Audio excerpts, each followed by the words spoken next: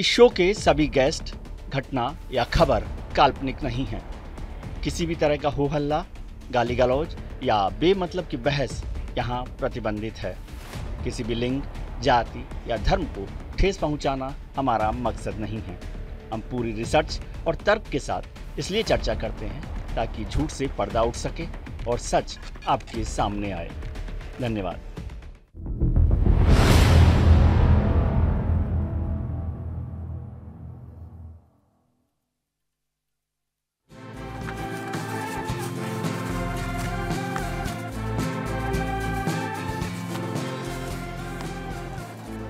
प्रसिद्ध लेखक और व्यंग्यकार हरिशंकर परसाई ने इस बात पर जोर दिया है, लिखा है कि यह युग सत्य है और सत्य को स्वीकार करना ही चाहिए। पहले असत्य से शर्म आती थी, अब सत्य से शर्म आती है। नमस्कार, मैं हूं विजय त्रिवेदी और आपने देखना शुरू कर दिया है 100% रिसर्च वाला हमारा खास शो सत्य की विजय। चाइनीज एग्रेशन के बारे में और जो अतिक्रमण हुआ है, इसके बारे में हम डिटेल चर्चा इस सदन में चाहते हैं। आज कोई इस पर नोटिस मकान नहीं है, बन गए हैं। नहीं, और इसके बाद इस पे कोई चर्चा की जाए। नहीं, प्लीज, इसके ऊपर चर्चा होनी चाहिए साहब। जब तक भारतीय जनता पार्टी की मोदी सरकार चल रही है, 1 इंच जमीन पर भी कोई कब्जा नहीं कर सकता।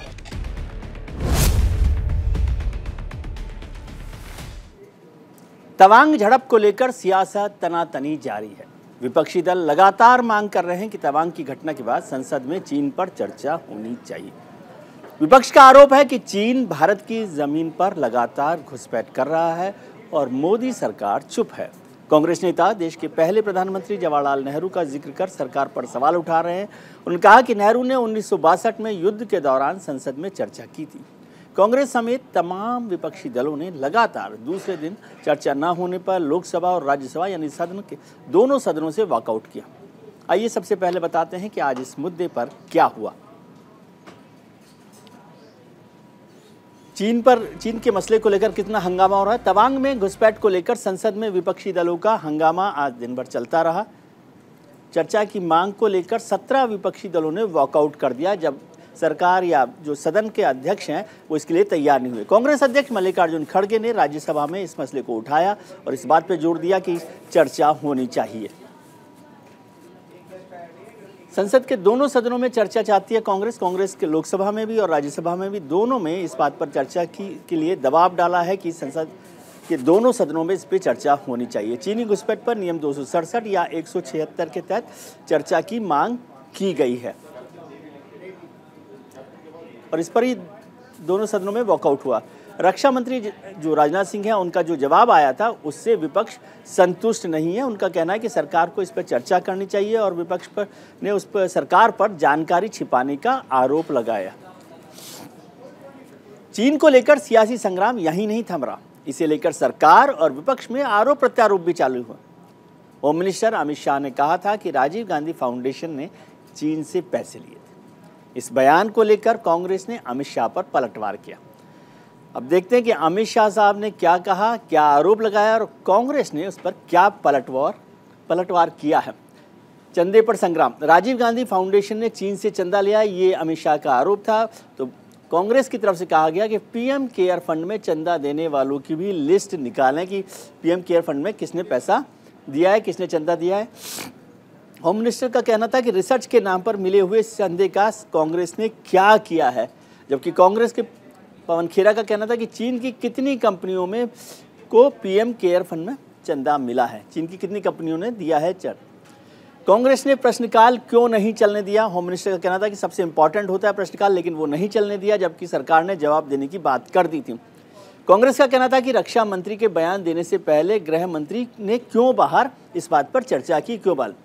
चीन की दादागिरी के आगे भारत जिस तरह चट्टान सा खड़ा है, उसे देखकर दुनिया के सभी ताकतवर देश खुद ब खुद हाथ बढ़ा रहे। तवांग में भारत का चेक पोस्ट हटाने आए पीपुल्स लिबरेशन आर्मी यानी पीएलए के करीब 300 जवानों को भारतीय सेना ने करारा जवाब दिया। वो बिना वक्त लगाए वो भाग खड़ा हुआ। अब अमेरिका भी खुलकर भारत का समर्थन दे रहा।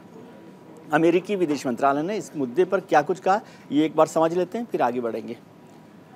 चीन पर अमेरिका का क्या बयान है? तवांग संकट पर अमेरिका की पैनी नज़र है। ये अमेरिकी मंत्रालय की तरफ से ये बात कही गई। राष्ट्रपति के कार्यालय से भी इस बात का जिक्र किया गया कि तवांग संकट पर अमेरिका की पैनी नज़र है। और खुशी की बात यह है कि दोनों पक्ष पीछे हट गए। उन्होंने कहा कि भाई शांति व्यवस्था बनी है, ये बेहतर बात है और हम भारत के प्रयासों का पूरा समर्थन करते हैं। ये अमेरिका की तरफ से कहा गया है कि हम भारत के प्रयासों का पूरा समर्थन करते हैं। मौजूदा हालात पर दोनों देश बात करें।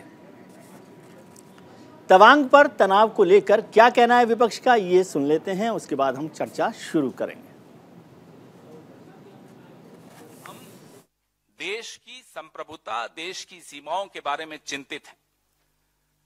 1962 में जब युद्ध हो रहा था चीन का, एक 36 वर्षीय सांसद जिसका नाम था अटल बिहारी वाजपेयी, चुनौती दी उन्होंने नेहरू जी को कि संसद का सत्र बुलाइए, हम डिबेट चाहते हैं। नेहरू जी भागे नहीं डिबेट से, डिबेट हुई। डिप्लोमेटिक फेलियर जवान के कंधे पर नहीं आप डाल सकते हैं। हम पूरे के पूरे सेना के साथ हैं। कल सेना को कितना अच्छा लगता कि पूरी संसद चर्चा के बाद एक मत होकर के उनके पीछे खड़ी है। आप डिनाइल की फॉरेन पॉलिसी रखे हुए हैं। आप चाइना के बरक्स, मैंने आज तक एक रॉबस्ट स्टेटमेंट नहीं सुना है अपने मंत्रियों से और अपने कैबिनेट से। मैं आपके माध्यम से अपने दल की ओर से, तमाम साथियों की ओर से एक बात कहना चाहता हूं। जो भी सरकार चर्चा पे पर्दा डालती है वो अपने कुकृत्यों पर पर्दा डालने की कोशिश कर रही है। देश एक था, एक है और एक रहेगा। I've already said that they have already, occupied our land in Ladakh. They have also occupied land in Arunachal Pradesh as per the, statement given by the BJP member parliament. But unfortunately, BJP is doing nothing about it. Our soldiers have been beaten up by them. They are not allowed to retaliate. Last moment में जब भी चीन को लेकर हंगामा होता है, बात होती है, तो संसद में हंगामा होता है। विपक्षी दल जो है लगातार इस पर बात करते रहते हैं। इसी पर आज हम चर्चा करेंगे कि पूरा जो तनाव है तवांग का, उसको लेकर क्या हो रहा है। जब भी बात चीन की होती है, चीन के सैनिक भारत में घुसने की कोशिश करते हैं, तो कारोबारी वर्ग चीन के संपूर्ण बहस की आवाज़ उठाता है। उसका बहिष्कार किया जाएगी आर्थिक मसले पर, क्योंकि सच ये भी है कि भारत की 3560 कंपनियों के चीन के डायरेक्टर बैठे हुए हैं चीन में। इसके अलावा चीन की 174 रजिस्टर्ड कंपनियां भारत में कारोबार कर रही हैं। ऐसे में विपक्ष का आरोप यही है कि चीन से कारोबारी रिश्ते के दबाव में सरकार चीन के खिलाफ सख्त कदम नहीं उठा पा रही। सवाल ये होता है कि क्या भारत को चीन से व्यापार पर रोक लगाने की जरूरत है? क्या संसद में भारत चीन की झड़प पर चर्चा होनी चाहिए? और क्या अब चीन पर भी सर्जिकल स्ट्राइक की जरूरत है? आज इसी मुद्दे पर चर्चा करने के लिए हमारे साथ जुड़ रहे हैं बेहद खास मेहमान, defence expert, air commander retired SP Singh साहब हमारे साथ हैं। डिफेंस एक्सपर्ट कैप्टन नेवी के श्याम कुमार साहब हमारे साथ जुड़े हुए हैं। विदेश मामलों के जानकार केवी प्रसाद साहब हमारे साथ हैं और major general retired SVP Singh साहब भी हमारे साथ जुड़ रहे हैं। आप सभी का बहुत बहुत स्वागत है इस मुद्दे पर हम चर्चा करने के लिए। सिंह साहब, एसपी सिंह साहब, आपसे बात शुरू करना चाहता हूं कि आप इसको कैसे देख रहे हैं? आज हम कहां पहुंच गए? ये तनाव जो है वो किस स्थिति में है? देखिए, तनाव जो है इसका मुद्दा कारण यही है कि जो क्लैश हुआ है उसका जो डायमेंशन है वो बड़ा करके बताया जा रहा है जी, पहली बात। दूसरी बात यह है कि इस तरह के बॉर्डर पर जो पेट्रोलिंग होती है, छोटे मोटे झड़प आपस में होती रहती है। इस पर्टिकुलर झड़प के बारे में इसको बढ़ा के क्यों बोल रहे हैं? एक दो कारण है इसके। एक तो चीन का जो कारण है वो शायद इंटेंशनल हो सकता है, उसकी असेसमेंट हो रही है, मिनिस्ट्री ऑफ डिफेंस उसकी कर रही है और जो एजेंसी है वो कर रही है, हमारी आर्मी कर रही है उसका असेसमेंट। उसका रीजन इसलिए है कि नॉर्मली पेट्रोल में 30 से 40 लोग एक साथ उनके पेट्रोलिंग होती है, पेट्रोल लेवल पे, उससे ऊपर नहीं होती है जी। और इनकी आपस में कहीं क्लैश होते हैं तो उतने ही लेवल होते हैं। इस बार जो लोग जो इनके आए हैं सेना के, वो करीब 300 के करीब हैं जी। लेकिन इसमें सबसे अच्छी बात है, मैं अपनी सेना की भरपूर प्रशंसा करना चाहूंगा, अपने सैनिकों की, जवानों की, जो इतनी सर्द पहाड़ियों में भी, इतने विपरीत परिस्थितियों में भी उन्होंने अपने अदम्य साहस का परिचय दिया और पूरे जोश से उनको अपोज किया और उनके बाद स्ट्रेंथ आई, सपोर्ट आई और उसको पूरा रिपेल कर दिया जी। लेकिन इसको ज्यादा तूल बड़ा नहीं देना चाहिए, बिकॉज एक अलग अलग लेवल पे डील होती हैं चीजें। ये जो झड़प हुई है इससे बड़े कारण हो सकते हैं चीन के। जब आप समय लेंगे मैं उसके बारे में बता सकता हूँ क्या क्या कारण है उसके, चीन ऐसा क्यों कर रहा है और चीन ये हरकतें किसके कारण, किस लिए, क्या दिखाना चाहता है जी। एक बहुत बड़ी एयरफोर्स एक्सरसाइज हो रही है जो कल से शुरू हो रही है। वो पूरे ईस्टर्न हमारी जो स्ट्रेंथ है ईस्टर्न कमांड में, eastern air command, eastern army command और ईस्टर्न नेवल कमांड की जो ज्वाइंट फोर्स असेसमेंट है, हमारी कितनी हमारी स्ट्रेंथ है, वो हम अपने चाइना के अगेंस्ट कितना सक्षम है, उसकी असेसमेंट हर साल होती है जी। तो इससे चीन बौखलाया हुआ है जी। इसके कारण ये छोटी मोटी हरकतें वो करता है जी। जिससे हमारा ध्यान बटे और हम अपनी जो परिस्थिति अच्छे से पहचान ना पाए। जी। कैप्टन श्याम कुमार साहब भी हमारे साथ जुड़े हुए हैं, लेकिन मेजर जनरल एसवीपी सिंह साहब, आपसे एक बार समझना चाहता हूं, जब मिस्टर सिंह कह रहे हैं कि इसको ज़्यादा तूल नहीं देना चाहिए और ऐसा होता रहता है, इसका क्या मायने है? देखिए ऐसे है कि चीन का ऐसे बॉर्डर स्कर्मिशेस या कुछ चुटमुट एक्शंस करना हर साल करता है, समय समय पे करता है। पिछले साल भी अक्टूबर में इसी इलाके में यांगसे में चीन के तकरीबन 200 जवान आए थे और उनको पीछे हटाया गया था जी। इस टाइम फिर से उन्होंने किया है। अभी ये क्यों मौका इन्होंने लिया? पिछले साल अक्टूबर, अभी इस साल दिसंबर में जी। जबकि नॉर्मली हम बोलते हैं कि विंटर्स में पासेस बंद हो जाते हैं। बट अभी क्या है कि मैं आपको बताना चाहता हूँ, मेरे को समय देना जरा, कि विंटर्स जब आ रही हैं इस समय advanced equipment, advanced weapon systems करके ये जो विंटर्स और स्नो है अभी एक तरह की ऑब्स्टिकल नहीं रहा जी। यूक्रेन में भी आप देख रहे हैं लड़ाई चल रही है और यहाँ पे भी चल रही है और आपने गलवान में भी देखा है कि पूरा एक्टिविटी रही है थ्रू आउट द विंटर्स। अच्छा, दूसरा है कि ये जो यहाँ पे तवांग में एक्शन इन्होंने किया है, इसके कुछ रेड लाइंस हैं कि चीन ने क्यों एक्शन लिया जी। देखिए कुछ समय पहले चीन ने हमारे को बोला था इंडिया को कि आप चाइना की वन पॉलिसी चाइना को रिट्रीट करें जी। पर भारत ने बोला कि हम टाइम टू टाइम रिट्रीट करने की जरूरत नहीं है, हमने की हुई है, बल्कि परंतु 160 देशों ने रिट्रीट किया था, इसके उसके ऊपर चोट लगी हुई है। दूसरा है कि रिसेंटली क्वाड की एक्सरसाइज हुई है सी ऑफ जापान में जी। उसमें submarine warfare, anti submarine warfare, inter operability बहुत हाई लेवल पे कैरी आउट हुई, जिसमें रोनाल्ड रेगन एयरक्राफ्ट कैरियर ने भी हिस्सा लिया था और हमारी दो वॉरशिप्स ईस्टर्न नेवल फ्लीट के हिस्से में थी सारी ईस्टर्न नेवल फ्लीट के साथ। तो इसकी भी उसको बड़ी चोट है कि वो समझता है कि जो डेमोक्रेसीज हैं हमारे बरखिलाफ इकट्ठे होके हमारे को घेर रही हैं जी। तो भारत को वो, क्योंकि हमारी नेबरहुड है उनके साथ, इसलिए वो बदला लेना चाहता है जी। तीसरा है कि वो भारत को किसी तरीके से डाउन करना चाहता है। इस समय भारत की अप स्विंग है जी। देखो पुतिन ने भी बोला है कि India is a swing state today. Yes.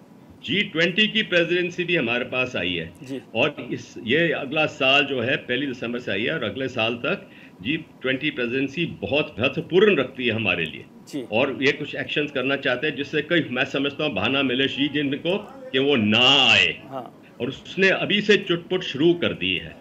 और नेक्स्ट पॉइंट ये है कि जो शी जिनपिंग के अपनी अंदरूले मसले हैं उसमें बहुत मुश्किल आते हैं जी। सबसे अभी लेटेस्ट कोविड जो हुआ, जिसमें उसने, मैं कहता हूं कि एक लीडर होने के नाते, एक ऑटोक्रेटिक डिक्टेटर होने के नाते भी मार खाई है।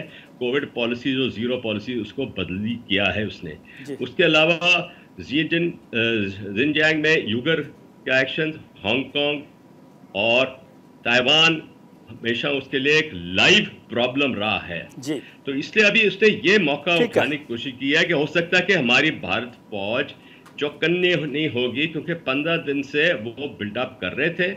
और मैं कहता हूं कि बहुत प्रशंसा की बात है कि जो हमारा इंटेलिजेंस नेटवर्क रहा है वो उसने बहुत अच्छी इनपुट्स दी और उससे बढ़िया काम किया हमारी फौज ने, इंटेलिजेंस को पिकअप किया और तैयार पर तैयार रहे जी। हमारी intelligence, surveillance and recognise system बहुत ही बेहतरीन रही है और जो मार खाई है अभी चीन ने, उसको एक और सबक सिखलाया गया है जी। कैप्टन साहब, कैप्टन श्याम कुमार, बात हुई चीन के लेकर, दोनों हमारे खास मेहमानों ने इस बात का जिक्र किया कि चीन क्यों ऐसा कर रहा है, लेकिन मैं समझना चाहता हूं भारत के नज़रिए से कि भारत को क्या करना चाहिए, क्योंकि संसद में भी बहुत हंगामा हुआ है। संसद में हुआ कि सरकार इस पर ठीक से काम नहीं किया, जानकारी छुपाई गई, नहीं दी गई, ये तमाम चीज़ें।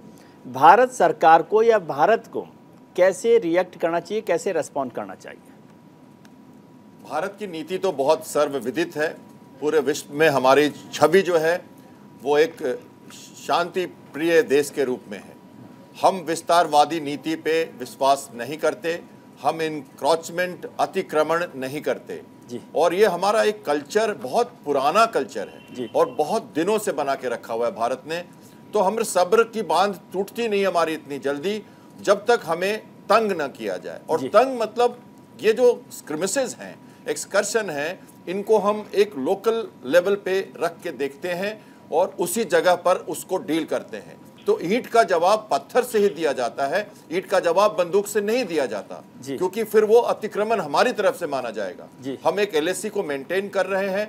जब भी ये गलवान में हो या डोकलाम में हो या ये हो या 49 से जब से माओ आए हैं तब से उनकी हथेली और 5 फिंगर्स को कैप्चर करने का उनका जो मनसत रहा है, उसके हिसाब से वो काम करते रहते हैं। हालांकि हमने 62 में थोड़ी मात खाई, लेकिन नथुला में उनको 67 में ठोका भी है। तो हमारी वॉर भी उनके साथ जबरदस्त रही है और ये सबको पता है। लेकिन अब हम इसको थोड़ी बड़े ढंग से देखें तो चाइना के साथ भारत की जो नीति है उसमें हम कभी कभी उनको प्रोवोक नहीं करते कि हम एक वॉर फाइटिंग जोन पे आके और कॉन्फ्रंटेशन में आ जाएं। जब भी मीटिंग्स हुई हैं तो हम विड्रॉ करके समझौता करके वापस आए हैं। कुछ उधर होते हुए हम उसी स्थिति में हैं जहां से हमने समझौते पे अपने कदम रखे थे। अब हमें करना क्या है?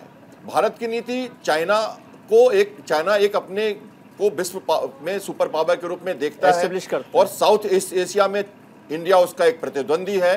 रशिया के डिफेंस मिनिस्टर की स्टेटमेंट देखें या हम अमेरिका के प्रेसिडेंट की स्टेटमेंट देखें, हमारी गर्मजोशी, हमारी पॉलिटिकल विल आज के रूप में देखें तो भारत पहले वाला भारत नहीं है। और विश्व पटल पे चाहे वो जीडीपी में हो, रशिया के डिफेंस मिनिस्टर ने परसों ही कहा है कि अगुवा होने वाला है, तीसरे स्थान पे आने वाला है और बहुत आगे बढ़ने वाला है और इसकी अपनी पकड़ है। आप देखिए यूनाइटेड नेशन सिक्योरिटी काउंसिल की प्रेसिडेंसी हो या G20 की बात हो, और ये हर जगह भारत की तरफ देखा जाता है। तो चाइना से हम लड़ने के लिए नहीं बैठे हैं, चाइना प्रोवोक करता रहता है हमें चाइना को दूसरी जगह से भी देखना पड़ता है। कूटनीति से और विस्तारवाद की नीति के अगेंस्ट जाते हुए अपने को संभाल कर रखना है। तो यहाँ बात आती है हमारी दूसरी नीतियों का, जैसे कि अभी ईस्टर्न फ्लीट की एक्सरसाइज जापान सी में हुई या हमारा क्वाड का जो है एक्सरसाइज मालाबार है।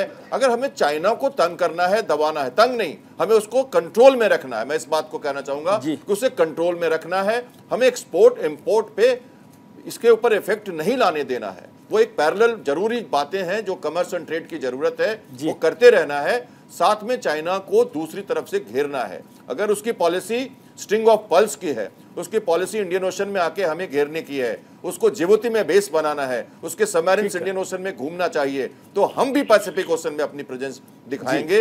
हमारे शिप्स वहां जा रहे हैं, हम वियतनाम में बात कर रहे हैं, हमारी ड्रिल ऑयल रिग जा रही है वहां पे वेंचर आउट करने के लिए चाइना सी में, चूंकि उनकी 3 जगह है। वो तीनों जगह है ताइवान, साउथ चाइना सी और भारत का बॉर्डर। इनमें से जो सॉफ्ट टारगेट उनको मिलता है वहां पे कुछ ना कुछ करता रहता है।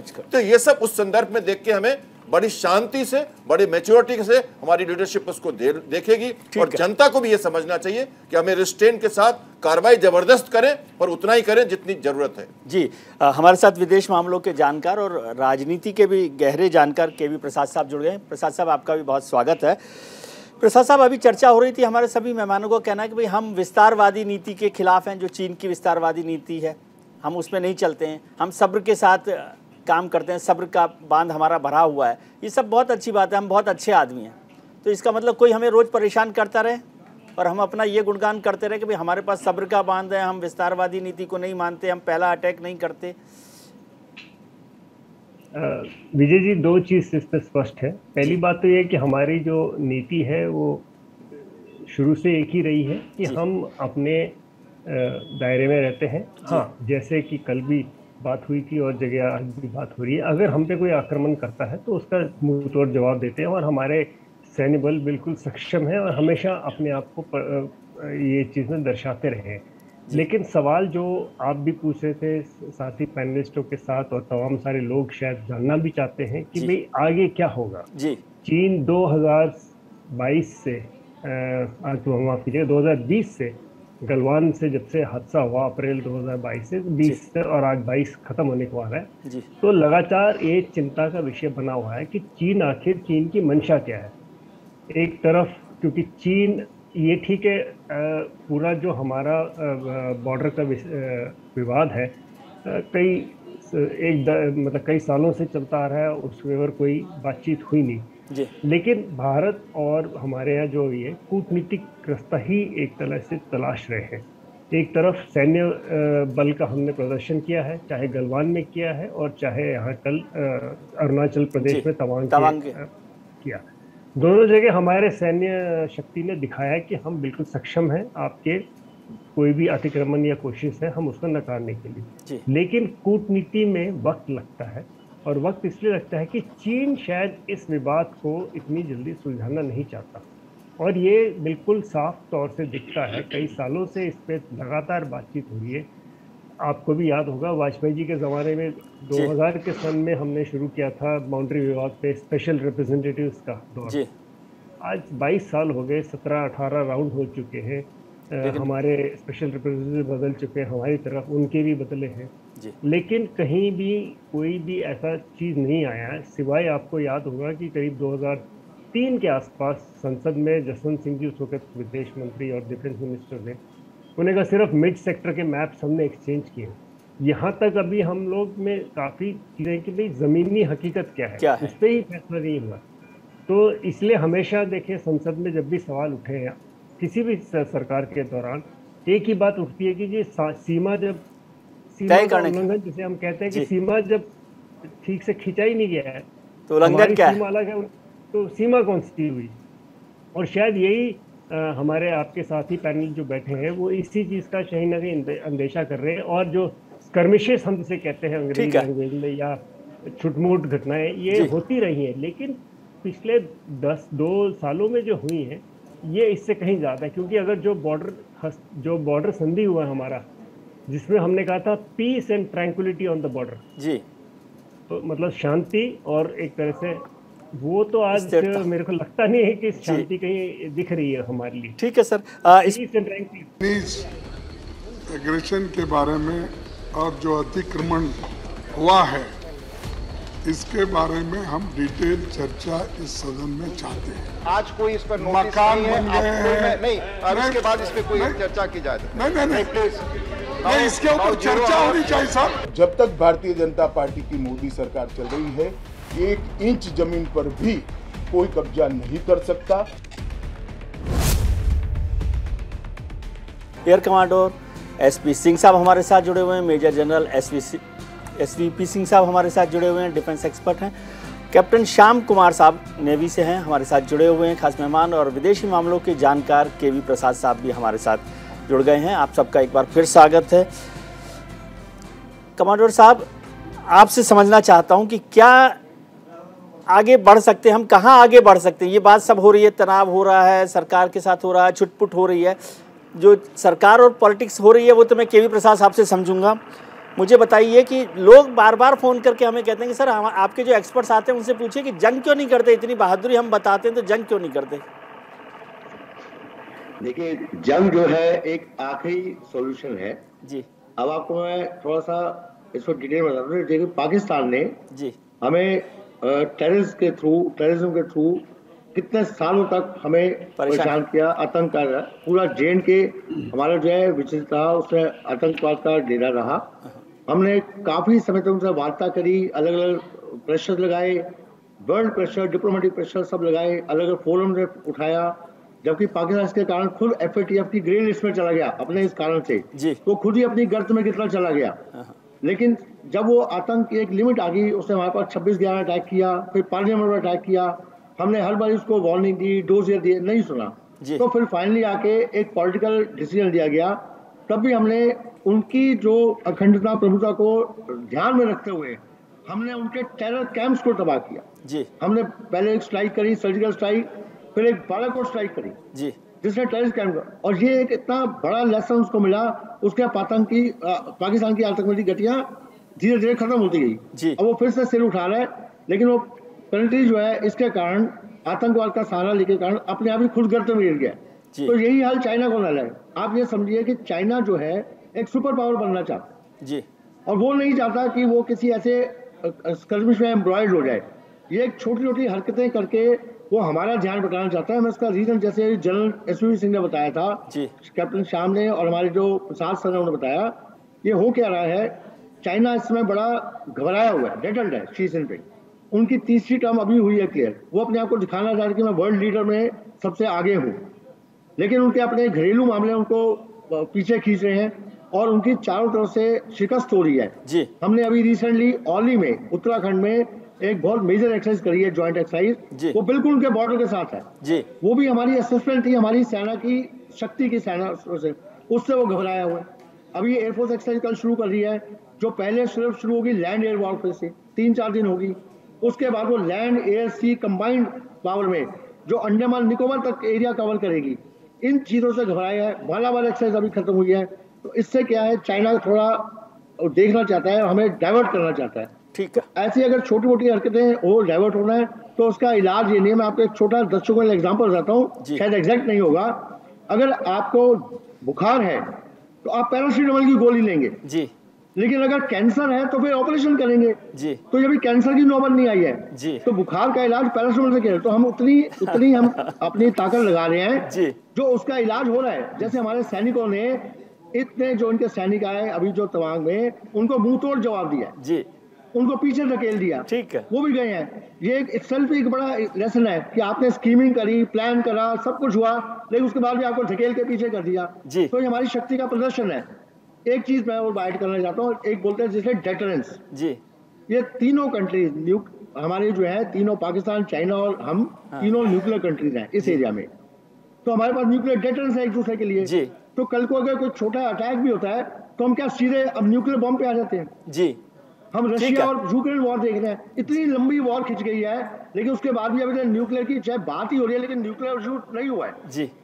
इतने नुकसान दोनों तरफ हुए हैं जी। उस युद्ध में नुकसान के बावजूद भी न्यूक्लियर वेपन, तो एक ग्रेडेड रिस्पांस बोलते हैं, जो शायद दर्शकों को इतनी समझ नहीं होगी, जो आपसे पूछे एक रिस्पांस, तो उसका ग्रेडेड रिस्पांस है जो हम कर रहे हैं जी। और दर्शकों को हमारी सेना में विश्वास होना चाहिए कि हम पूरी ताकत से जवाब दे रहे हैं, और चाइना ने हर समय मुंह की खाई है जी, और आगे भी खाता रहेगा। ठीक है, जनरल सिंह साहब, एयर कमांडर साहब ने बहुत अच्छे से बात समझाई और कहा, दो बातें मैं समझना चाहता हूं। उन्होंने कहा कि चीन जो है अपनी सुपर पावर की जो ताकत बताना चाहता है, उसको एस्टेब्लिश करने की सारी एक्सरसाइज है, पहली बात। दूसरा एग्जाम्पल उन्होंने हमारे जैसे लोगों के लिए दिया कि भाई जब बुखार हो तो पैरासीटामोल दिया जाता है, कैंसर नहीं है, कैंसर जब होगा तो ऑपरेशन किया जाएगा, अभी कैंसर हुआ नहीं है। लेकिन होता क्या है कि जो हमारे जैसे मरीज होता है ना, उसको बुखार भी कई बार कैंसर जैसा लगने लगता है, रोज रोज होने लगे ना, तो फिर कहते हैं डॉक्टर साहब समझ नहीं आ रही आपको बात। तो ये एक तो ये समझाइए, और दूसरी बात, जब सुपर पावर कोई बनना चाहता है तो मुझे समझाई गई बात कि ताकत का जवाब ताकत से ही दिया जा सकता है। जो न्यूक्लियर टेस्ट के वक्त वाजपेयी जी ने कहा था कि भाई हमने न्यूक्लियर टेस्ट इसलिए कहा कि दुनिया को समझ में आए कि हम ताकतवर देश हैं। अब कैसे बताएं कि हम ताकतवर देश हैं? देखें, इस समय हमारी जो ताकत है विश्व पहचान रहा है जी। और मैं एक मिसाल देता हूँ, दर्शक बोल रहे हैं कि जंग क्यों नहीं करते जी। एक लाइव मिसाल है, बहुत मेजर मिसाल है, रशिया यूक्रेन लड़ाई जी। एक बहुत ताकतवर देश है, रूस ने हमला किया छोटे देश के ऊपर, यूक्रेन के ऊपर। देखो क्या नतीजा है इस समय जी, कितना नुकसान हुआ है, रूस का भी हुआ है, मिलिट्री इक्विपमेंट का हुआ है, उसकी इकोनॉमी में असर पड़ा है जी। बाकी देशों में भी हो रहा है, यूक्रेन पे भी हो रहा है। तो देखें, जब जंग लड़ी जाती है तो उसका एंड स्टेट देखना बहुत जरूरी है जी। एंड स्टेट क्या है कि अगर मैं वो जंग करता हूं तो इस मिलिट्री ऑपरेशन में मेरा मिलिट्री मुद्दा जो है उसमें मेरे को 100% सक्सेस और जीत गारंटीड है कि नहीं।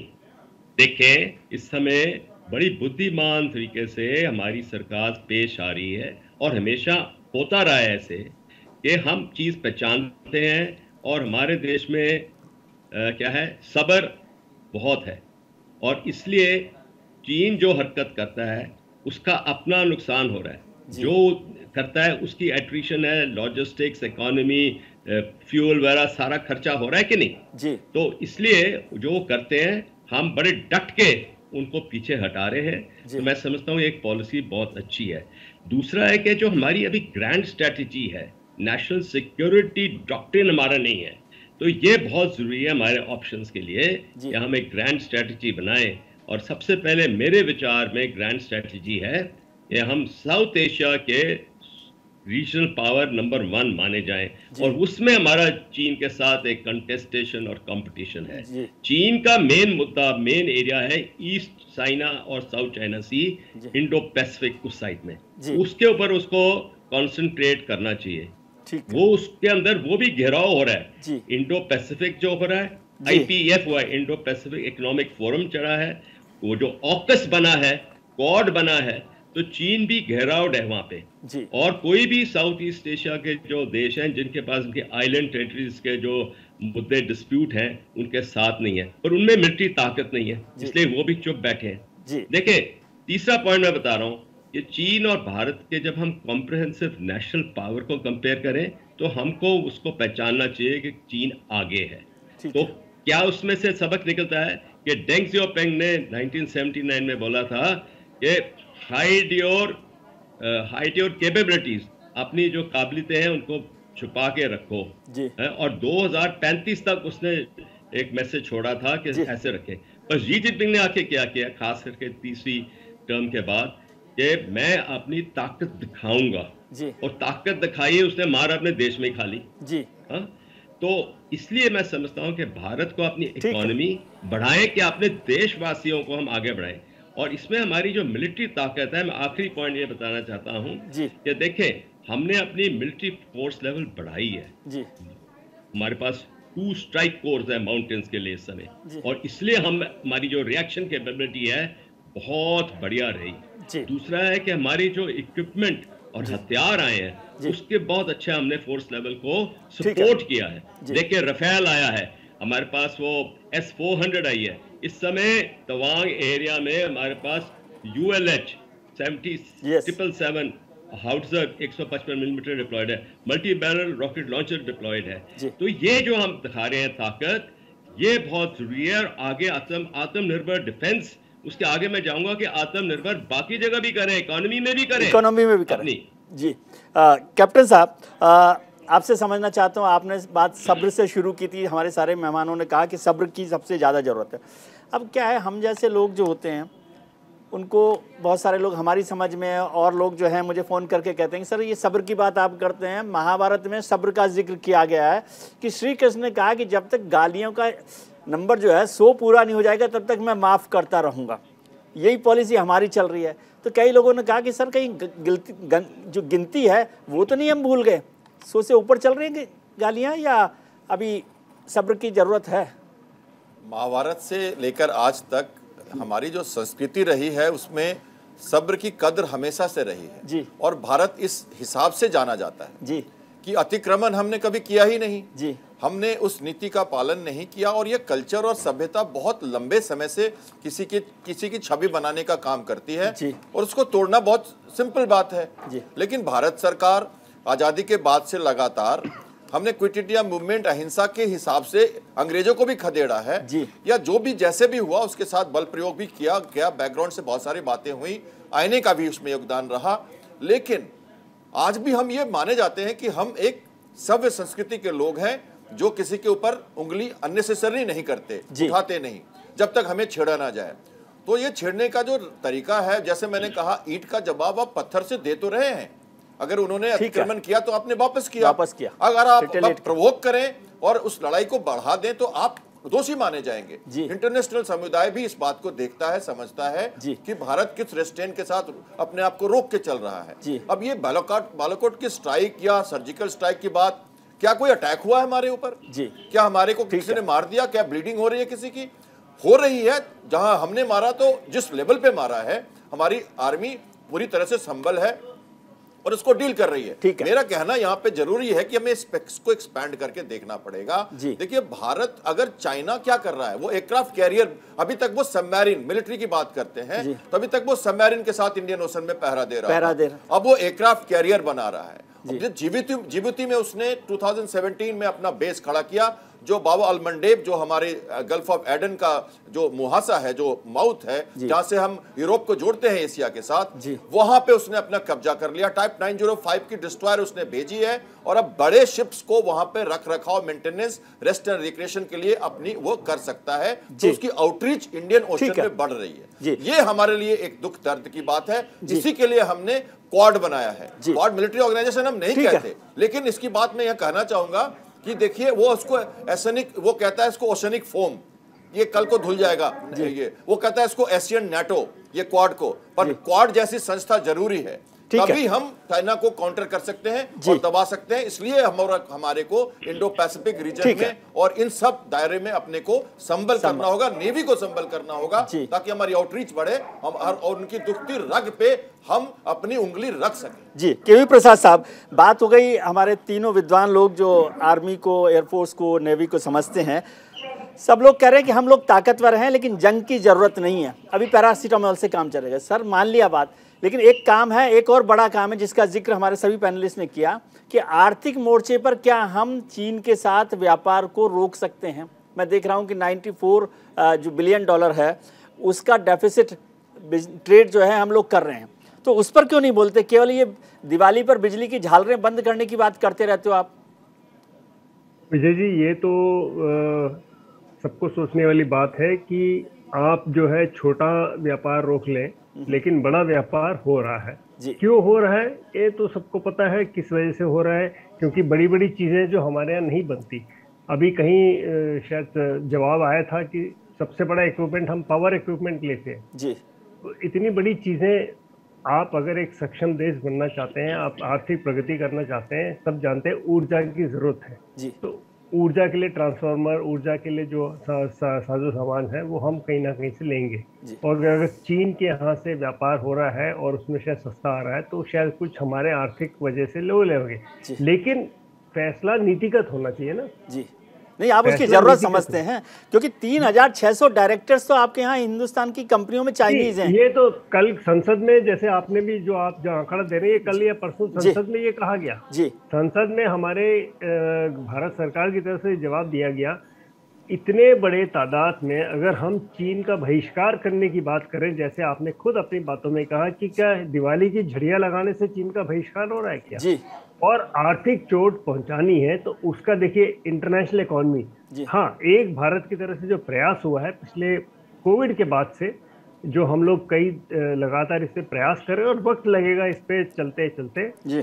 हम जो कह रहे हैं इंटरनेशनल ग्लोबल सप्लाई चेन का हम पार्ट बनना चाहते हैं जी। और ये आपको थोड़ा सा और संज्ञान दे दें, 2016 में जब राष्ट्रपति ट्रम्प थे अमेरिका में और चीन के साथ उनका आर्थिक विवाद हुआ, तब से उन्होंने कुछ अमेरिकी जो कंपनियां हैं वो तलाश रही थी कि और जगह जाने के लिए, अपने जो शॉप फ्लोर है जिसे कहते हैं मैन्युफैक्चरिंग एक्टिविटी शिफ्ट करने के लिए जी। लेकिन भारत ने भी पहल की, क्योंकि हमारे यहाँ अलग देश है, हमारे यहाँ बड़े अलग अलग राज्य हैं, अलग अलग प्रक्रिया है, तो हमने भी कोशिश की मैन्युफैक्चरिंग बेस इंडिया में शिफ्ट करें और भारत सरकार ने ऐलान किया कई सारी आर्थिक सुधारों का जी। लेकिन आज भी देखा गया सबसे बड़ा फायदा किसको मिला? वियतनाम को मिला। सबसे बड़ा फायदा किसको मिला? कंबोडिया मिला, या फायदा मिला कंबोडिया नहीं, माफ कीजिएगा, बांग्लादेश को, बांग्लादेश को। हाँ, तो वो जो आर्थिक मैन्युफैक्चरिंग बेस वहाँ शिफ्ट हुआ जी। लेकिन भारत का जो प्रयास है मैन्युफैक्चरिंग बेस को इंडिया की तरफ शिफ्ट करने का, ये लगातार चल रहा है। लेकिन इसमें कई सारी समस्या हैं, ये एक रात को कोई समस्या हम सॉल्व नहीं कर सकते जी। ये तो रहा आर्थिक समस्या, तो कोशिश रहेगी आज से शुरू किया, हो सके 2 साल 3-4 साल। आत्मनिर्भर भारत एक स्लोगन है जो कि मेरे साथ जो पैनलिस्ट बैठे हैं कुछ तो मेरे जानते होंगे उम्र के हिसाब से ही जी। 1975 में हमको दिया गया था जी, सेल्फ रिलायंट इकोनॉमी, और हमने तब से कोशिश की थी। उससे पहले अगर हम चले जाए, हमारे यहाँ देश में अन्न का संबंध दिक्कत थी, हम इंपोर्ट करते थे, फिर ग्रीन रिवॉल्यूशन आया, हरित क्रांति। तो आज ये है कि हमारे पास इतना अन्न है कि हमें पता नहीं हमें कहाँ रखना है उसको। तो परिस्थितियां बदलती हैं वक्त के साथ, लेकिन प्रयास एक राष्ट्र का प्रयास रहता है और उसके साथ एक जिसे कहते हैं पूरे हमारे राष्ट्र की एक दृढ़ता रहती है। वक्त लगता है इन चीज़ों को बदलने में, ओवरनाइट कोई चीज़ नहीं बदलेगी। डिफेंस की बात करें, आपको भी पता है, जैसे आपको भी डिफेंस मैंने काफ़ी हद तक देखा कवर करते हुए, पूरी चीज़ें धीमे धीमे शिफ्ट होती है। मेक इन इंडिया कहना आसान है, हमारे पास कई सारी तकनीकी विशेषज्ञ आज भी नहीं है तो उसके लिए हमें कहीं ना कहीं निर्भर रहना पड़ेगा, और वो भी जिसे कहते हैं हम अंग्रेजी में क्रिटिकल टेक्नोलॉजीज। और क्रिटिकल टेक्नोलॉजीज हमारे पास इसलिए हमें नहीं मिली क्योंकि हमारे पास क्रिटिकल टेक्नोलॉजी के लिए ड्यूअल यूज टेक्नोलॉजी को आज भी अमेरिका डिनाई करती है, जो आपका सामरिक दोस्त है। जी, मेरे ख्याल से मेरे साथ जो डिफेंस के डिफेंस के हैं वो ज़्यादा बता पाएंगे। जी प्रसाद साहब, बहुत बहुत शुक्रिया आप सभी मेहमानों का, क्योंकि वक्त हमारे पास कम है, इजाज़त नहीं देता। मैं चाहता था कि आपसे कुछ और ज्ञानवर्धन मेरा हो पाए, लेकिन आप सब लोगों का बहुत शुक्रिया। सिंह साहब आपका शुक्रिया, जनरल साहब आपका शुक्रिया, कैप्टन साहब आपका शुक्रिया, के वी प्रसाद आपका भी बहुत बहुत शुक्रिया कि आपने कार्यक्रम में हिस्सा लिया और हमारे लिए वक्त निकाला। आज हमने इस शो की शुरुआत में आपसे एक सवाल पूछा था कि क्या भारत को चीन से व्यापार पर रोक लगाने की जरूरत है। इस पर 75% लोगों ने हाँ के पक्ष में अपना वोट किया, वहीं 25% लोग इसके पक्ष में नहीं हैं। आपने नेताओं की बात सुनी, हमारे पैनलिस्ट की बात सुनी, अब आखिर में छोटी सी बात मेरी भी, यानी विजय भी। कविवर भवानी प्रसाद मिश्रा की एक कविता याद आ रही है, यदि इतने व्यवस्थित ढंग से रहोगे, यदि इतना सोच समझकर बोलोगे चलोगे, कभी मन की नहीं कहोगे, सच को दबाकर झूठे प्रेम के गाने गाओगे, तो मैं तुमसे कहता हूं तुम बंजर हो जाओगे। आज के कार्यक्रम में इतना ही। उम्मीद करता हूं कि आपका आने वाला कल आज से बेहतर हो। आप अपना ख्याल रखिए और उनका ख्याल रखिए जो आपका ख्याल रखते हैं। नमस्कार।